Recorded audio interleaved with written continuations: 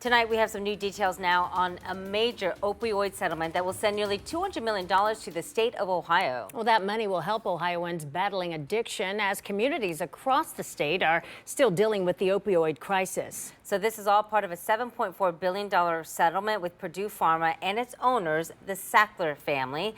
10 TV political reporter Doug Petcash joining us tonight with more on how the money will help fight addiction. Well, Yolanda and Angela, Attorney General Dave Yost announced the settlement, saying it's a major step toward accountability and recovery. One Ohio woman knows all too well about battles with opioid addiction and believes the money will help the state in its ongoing battle.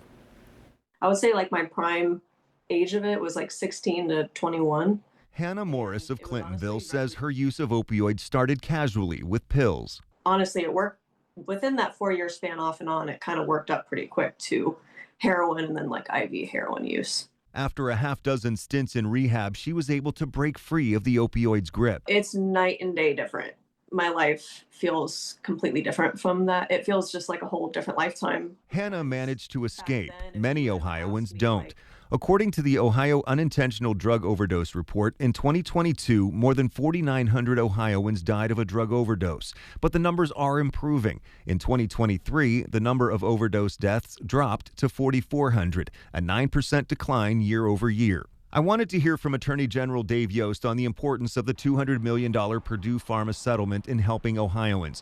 I reached out for an interview, but he was not available Tuesday. His office provided this video clip in which Yost says dollars are never going to bring back the massive number of lives that were lost to the opioid crisis. We still have addiction in our communities. We still have families that have been ripped apart by this, and the Sackler money at least can be turned to good ends toward treatment and prevention and education. Ohio will receive the settlement money over 15 years. 55% goes to the One Ohio Recovery Foundation to help communities address the crisis, 30% to local governments to support community recovery, and 15% to the state to offer prevention, treatment, and recovery support services. In a statement, One Ohio spokesperson Connie Luck said, the One Ohio Recovery Foundation will continue working closely with partners across the state to ensure these funds reach the communities and families most impacted, turning settlement dollars into lasting healing and hope.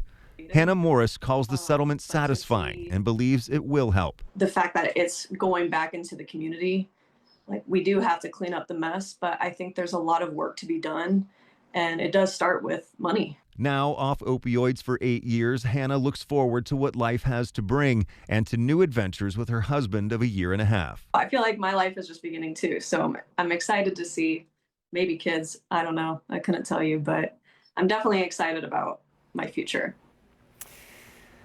The One Ohio Recovery Foundation has received $236 million in other opioid settlement cases, not counting the Purdue one that just came down.